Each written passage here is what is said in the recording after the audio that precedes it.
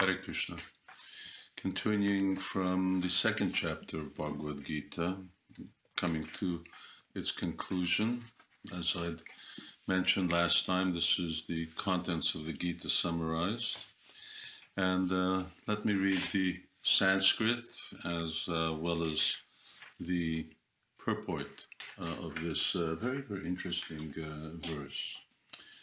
Yanisha sarvabhutanam tasyam jagarti shamyami yasyam jagarti bhutani sanisha pashyato mune.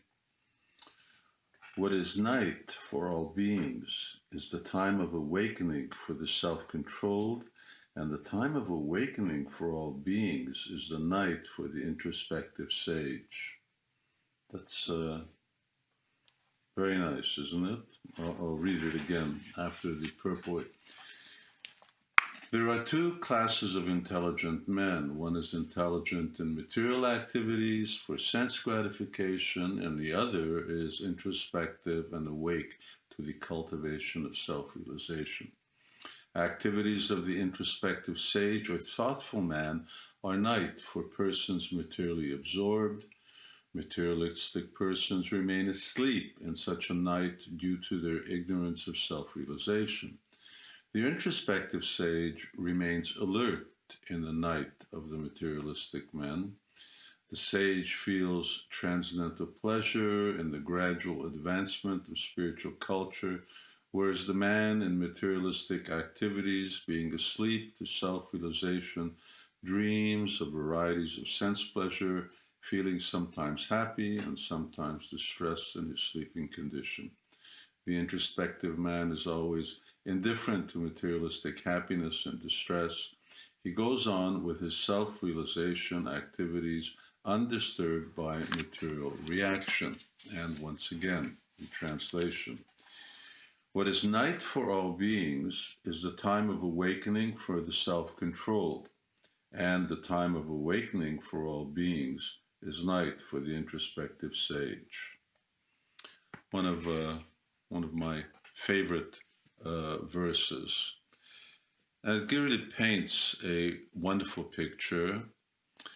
And please keep in mind that the whole basis of the Bhagavad Gita, and especially of this second chapter, is the fundamentals of self-realization, which is to be able to distinguish ourselves from this body that we have, ourselves being the soul, the source of life and divine energy, which is within this body, which spreads throughout the body, an influence that we perceive as consciousness.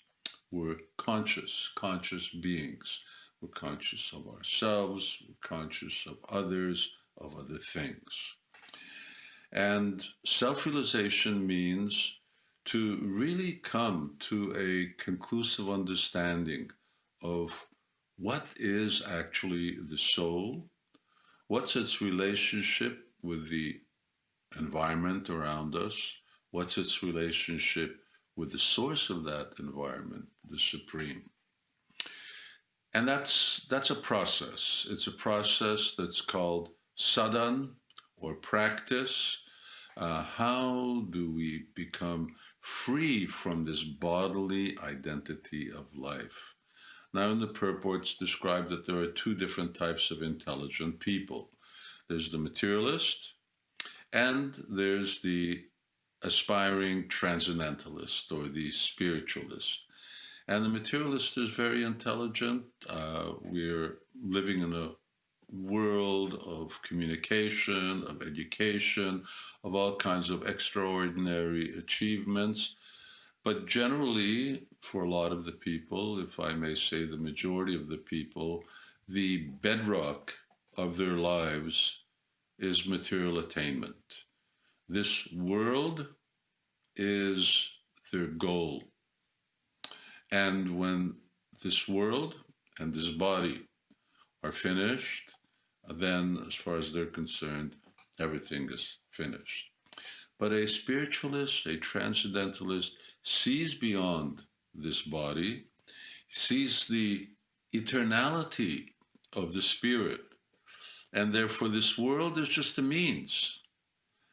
And what's beyond this world is actually his goal, because he sees that everything in this world is temporary anyway. So he has a permanent goal, an eternal goal. We use the world, certainly, and we experience in this world, but taking just what we need and using the world as a means to attain to an end, rather than seeing that this world itself is the end.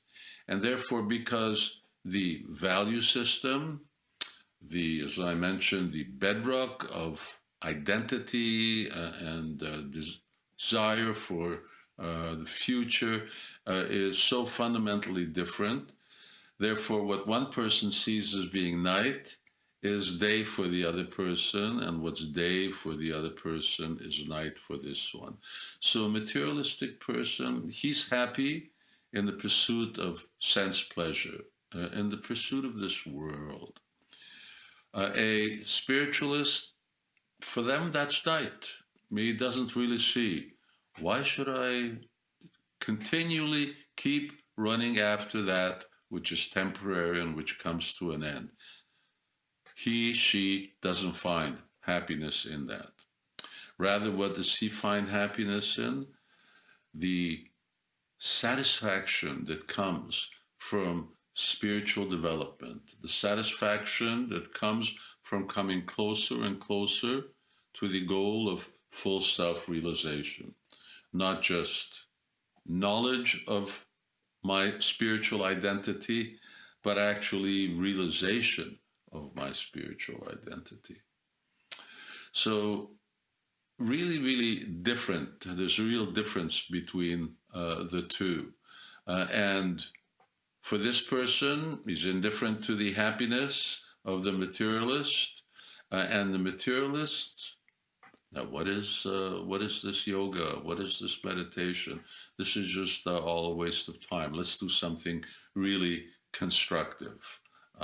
So for him, then the pleasure that the transcendentalist achieves from his sadhana, from his mantras, from his asanas, from his study of spiritual texts, those things he considers to be a waste of time.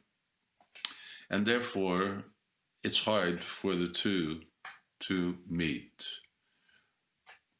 But that's variety of this world. Nonetheless, the spiritualist is convinced, and we see that very often materialists are also convinced, although I was a materialist at one point in the past, way, way back in the past, and now here I am. So this is something that we need to really be fixed in a conviction of what is the basis of our life, what is our value system, and not really be concerned so much with what our neighbors or others are pursuing or thinking or what they value, if it's not in basic harmony with my value. Do they see my life as nighttime? And do I see their life as nighttime? That may be, but there's no change, there's no variety unless there's day and there's night. And the day gives way to night, and the night gives way to day. In this case, the spiritualist should be fixed and not give way to the influence of materialism. And the materialist, yes, well, here we are. We're open to getting another perspective on life, to actually seeing the light. When the dawn comes, then everything becomes very, very clear. They became clear for me, and probably they became clear for a lot of the followers, a lot of those who are watching now. I hope you're all taking care, staying protected, and staying inside, unless you're one of those heroes, health workers who are out there and really laying their life on the line for the benefit of others. That is a real wonderful thing to do. Thank you so much. Hare Krishna.